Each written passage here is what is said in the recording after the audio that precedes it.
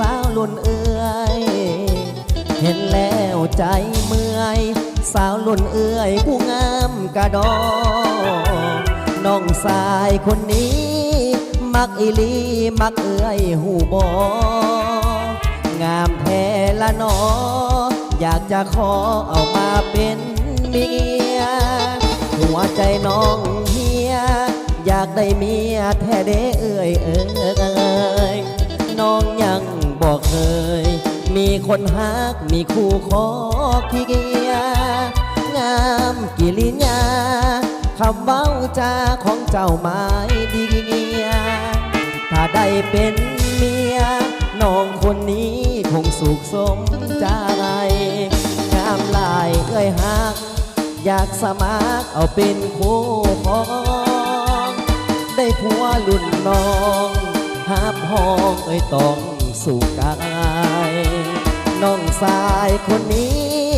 ยินดีทุ่มเทกายใจ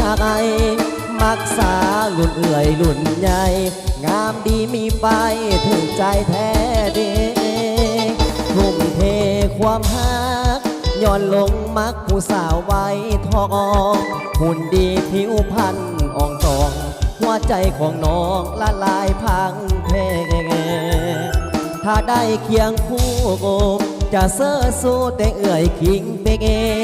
มักข้าวหาวยำแก่มันดีเป็นหัวกะทิที่น้องต้องการ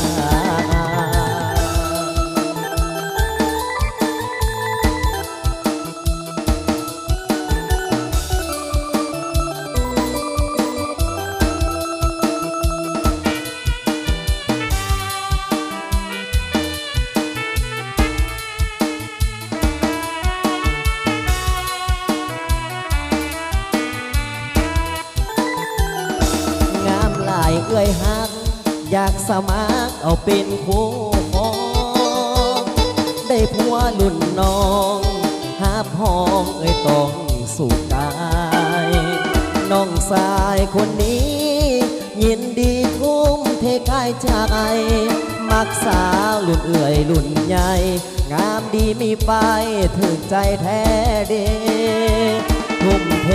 ความฮักย้อนลงมักผู้สาวไว้ทองหุ่นดีผิวพรรณอ่องตองหัวใจของน้องละลายพังเพถ้าได้เคียงคู่โกจะเสื้อสู้แต่เอื่อยคิงเบเกมักข้าวหาวยำแก่มันดีเป็นหัวกะทิที่น้องต้องการ